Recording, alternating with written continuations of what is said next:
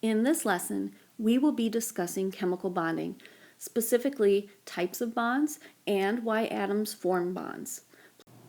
Please have your note sheet and periodic table handy. When atoms bond, they form compounds. Compounds, like elements, are examples of pure substances. Elements are made of one type of atom, whereas compounds are composed of two or more different types of atoms. They will be bonded together in a fixed ratio, and they can bond in a couple of different ways that we will talk about. A chemical bond is what holds compounds together. This is the attraction between the nucleus of one atom and the valence electrons on a different atom, and vice versa. So not only does a nucleus attract its own electrons, it can also attract electrons from a different atom. The way that the valence electrons are redistributed within these atoms will determine the type of bond that is formed. So why do atoms bond anyway? Why do they form compounds? Two reasons: to lower the potential energy of the atoms and to satisfy something called the octet rule. First, let's discuss lowering potential energy. In the diagram here, you can see hydrogen atoms. The graph shows potential energy on the Y and the distance between the atoms on the X. So we're looking for lowest potential energy down here. This is where the hydrogen atoms have bonded. Up here, you see where the hydrogen atoms are not bonded and their potential energy is higher. Now for the octet rule. The octet rule says that atoms will gain, lose, or share electrons so that each atom has an octet of electrons in its outer energy level. Octet, think 8. So think about filling the s and the p orbitals. This would be like the noble gases, which, as we have discussed, are very stable. So we have discussed what chemical bonds are and why atoms would want to form chemical bonds. Now let's talk about types of bonds. When we want to talk about types of bonds, we have to talk about something called electronegativity. This is an atom's ability to attract electrons in a chemical bond. If you look at the back of your periodic table, you will see the electronegativity value for each element. Fluorine is shown here. 3.98 is its electronegativity value. These values are arbitrary. There are no units. There are periodic table trends for electronegativity down groups and across periods from left to right. If you look at the electronegativity values on the back of your periodic table, you'll see that as you read down a group, electronegativity decreases. As you read across a period from left to right, electronegativity increases. Fluorine is the most electronegative element, which means it would be the best at attracting electrons.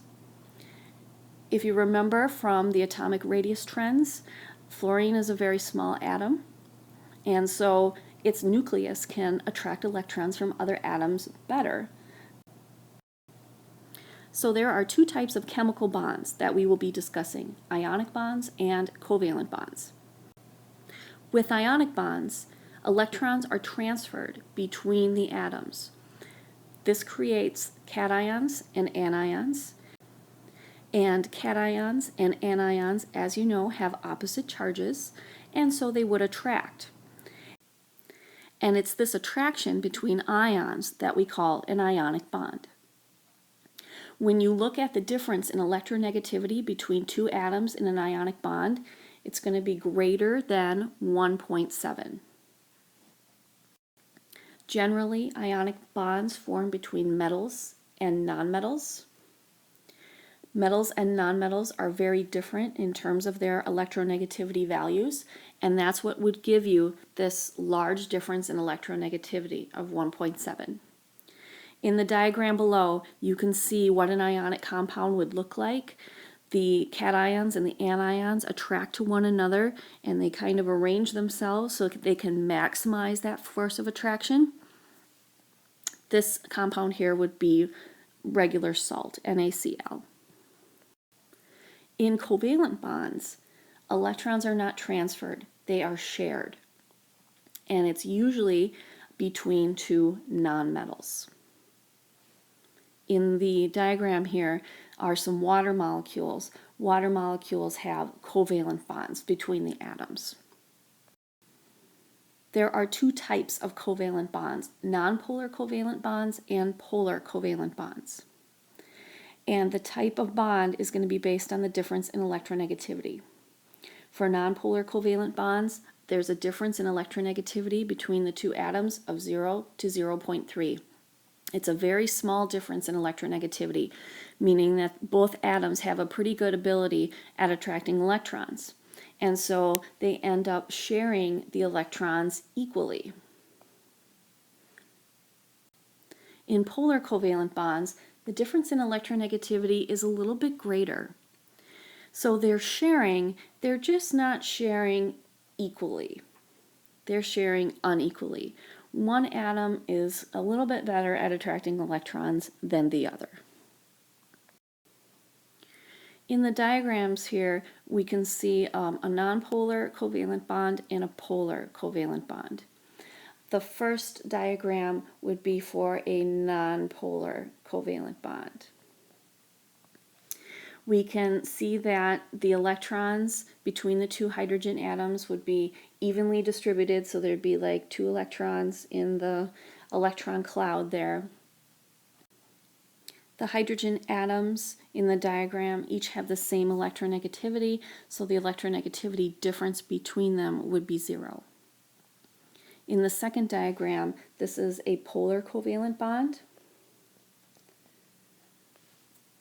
We've got 2 different atoms, each with the electronegativity shown.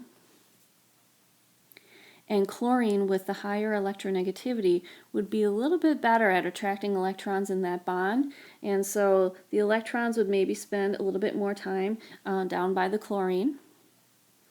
And that's what makes it a polar covalent bond, an unequal sharing of electrons.